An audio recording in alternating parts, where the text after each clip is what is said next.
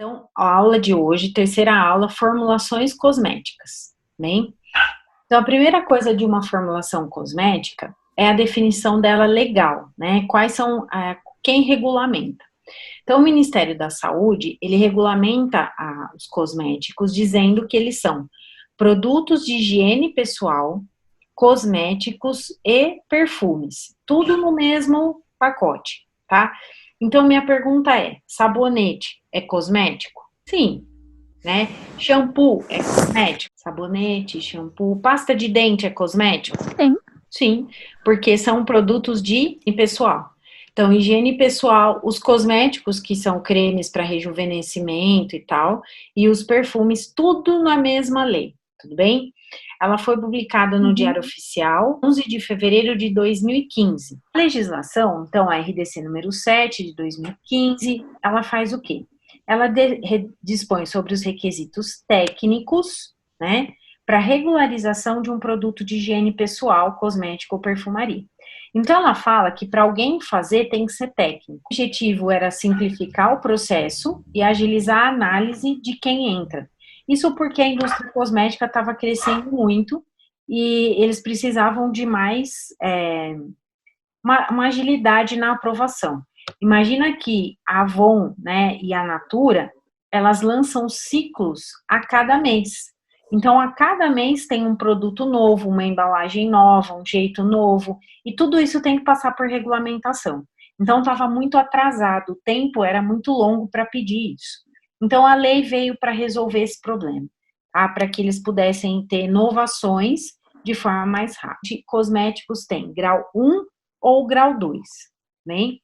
O critério para classificação, eles foram definidos em função da probabilidade de ocorrência de efeitos não devidos, quando a probabilidade de problema for baixo, e grau 2, quando a probabilidade for mais. Isso é o risco sanitário que eles chamaram, porque quem regulamentou foi a vigilância sanitária, começaram a chamar de risco sanitário, tá? Então, risco, classificação para grau 1, grau 2. O que são os produtos de grau 1? Produtos de grau 1. Quem são? Os produtos de higiene pessoal, cosméticos e perfumes, cuja formulação cumpre com a definição adotada e que se caracterizam por possuírem produtos básicos ou elementares. Não requerem informações detalhadas quanto ao seu modo de usar e suas restrições de uso.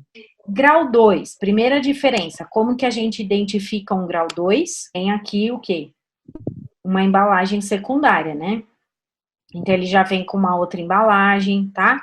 E eu tenho produtos de higiene pessoal, cosméticos e perfumes, cuja formulação cumpre com a definição, então possuem indicações específicas, coisas que eu tenho que restringir, que são ingredientes restritivos, tá? De acordo com a legislação, perfumes e cosméticos, existem listas de ingredientes que são restritivas, ingredientes que não devem constar de formulação, exceto nas condições e restrições estabelecidas. Filtro ultravioleta. Os filtros, eu não posso sair, ele está na lista de restritivos.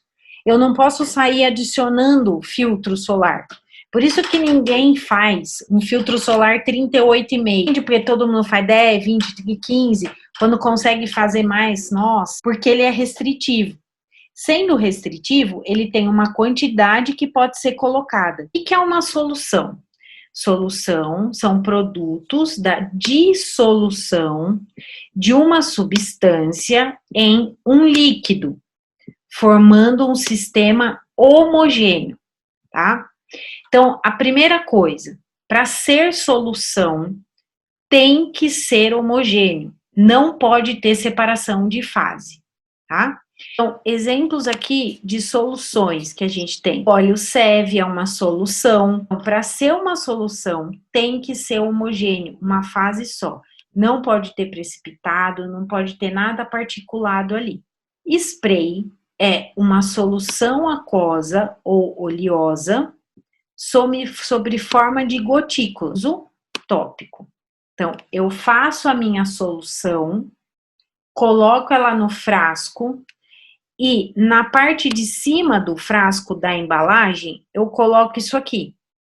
É esse mecanismo que quando eu espirro, vai fazer com que a minha solução saia na forma de spray.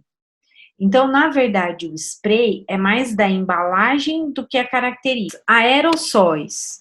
Qual é a diferença entre um spray e um aerossol?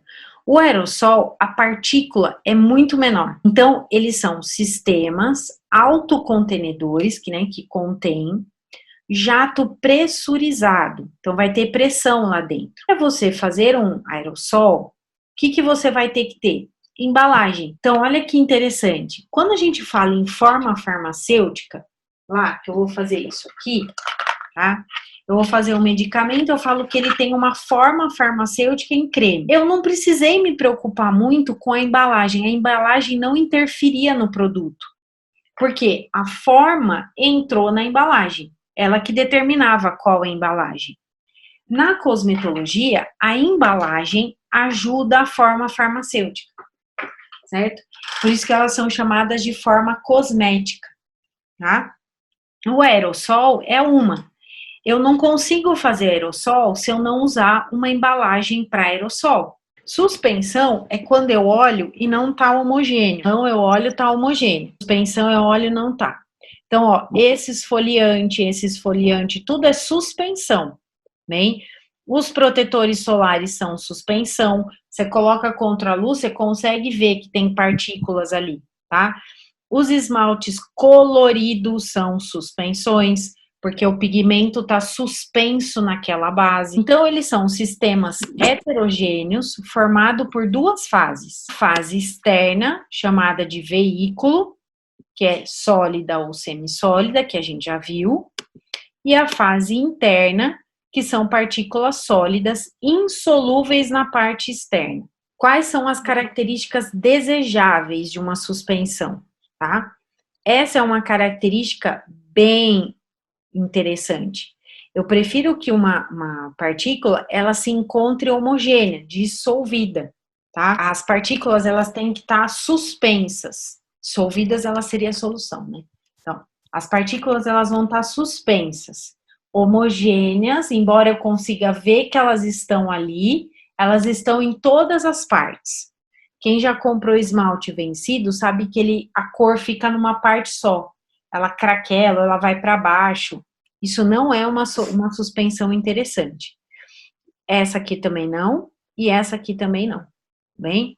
Então, eu quero esse tipo, ou que, por agitação, eu consiga manter nessa fase.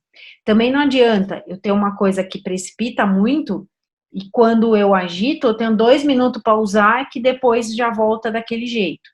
O veículo onde vai estar a minha partícula, ele tem que garantir um mínimo de tempo de suspensão.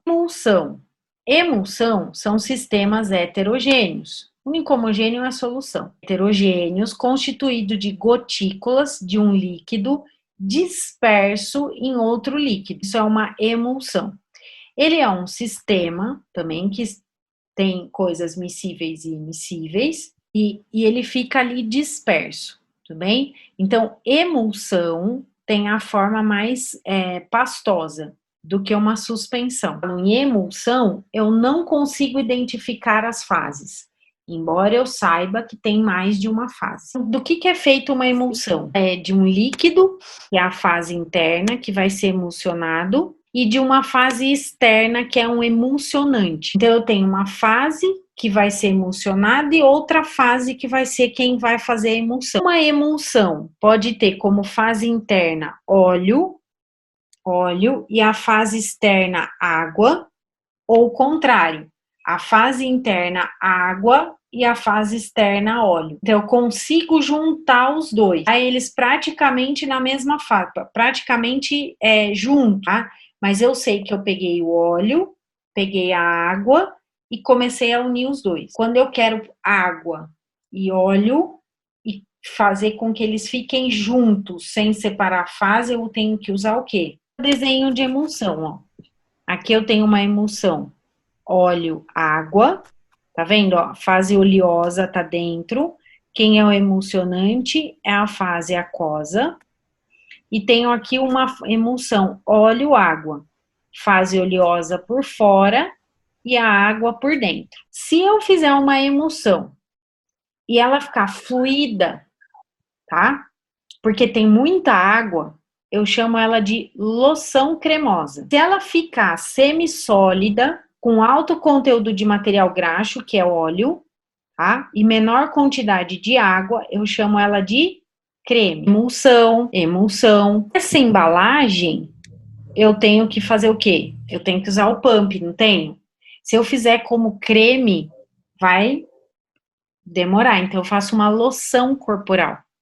Esse é um pote que eu vou enfiar a mão. Então, eu posso usar como creme. Ainda para facilitar, o Boticário chama de loção cremosa. Para que eu quero essas loções e cremes? Creme hidratação, de limpeza, tudo isso eu vou fazer como forma de emulsão. O que vai numa emulsão cosmética? A fase aquosa, que é água e componentes hidrossolúveis, bem? E a fase oleosa, que vai o emoliente, vocês já lembram que vocês viram emolientes, e os componentes lipossolúveis. Ainda eu tenho que colocar numa emulsão o emulsionante, componentes, o espessante, o umectante, o estabilizante, modificador de aspecto e o ativo. Isso a gente já viu lá na outra aula, que existem espessantes, umectantes, estabilizantes e os modificadores de aspecto. O gel, ele é um pouco diferente da emulsão, mesmo porque ele não aguenta coisa oleosa nele, a não ser que seja nanoparticulado, tá? Então, o gel eu não posso chamar de emulsão, eu tive que chamar de gel.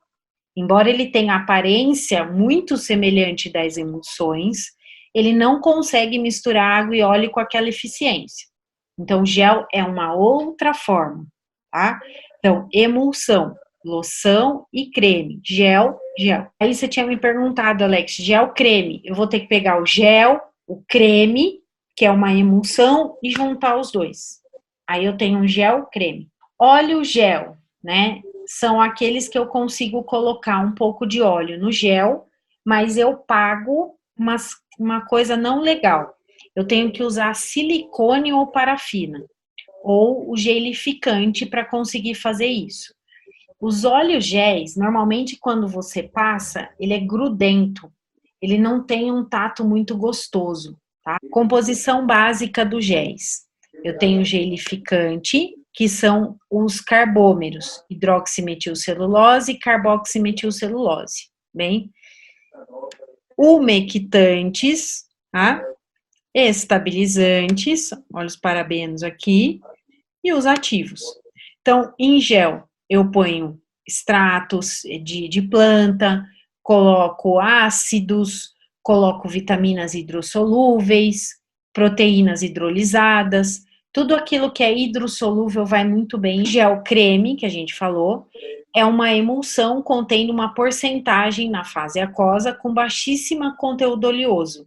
Então, é um óleo para bastante coisa de água, tá? São chamados de cremes de alta consistência ou loções de baixa consistência, e aqui eu consigo fazer os oil free.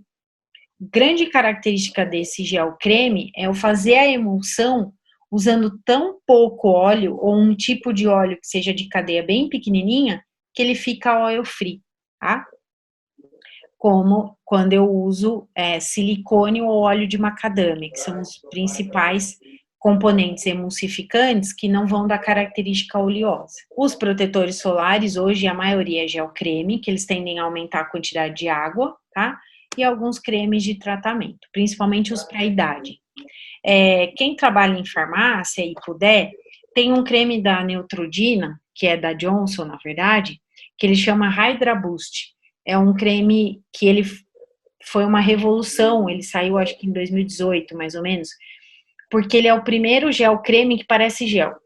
Ele é gel creme, mas ele é tão hidratante, ele tem tanta água ali, que ele acabou sendo chamado de Hydra Boost, e ele é um gel creme que tem uma formulação única, tá? Então, quem tiver lá para vencer, ou quem quiser comprar, Quando você abre, a consistência é de gel, mas ele não tem álcool e ele não resseca a pele. Pomadas são vaselina pura. Pomada é a coisa mais fácil de fazer na face da terra. Aliás, é a primeira aula que a gente faz. As pastas são preparações semissólidas, de aplicação tópica, e elas têm coisas que são insolúveis. Em relação às pomadas, elas são mais firmes, mais espessas, e elas têm muito absorvente. Então, elas absorvem oleosidade, absorvem umidade da pele. Tá? Os pós, que nossa amiga perguntou, né? Pó é uma substância sólida, tá?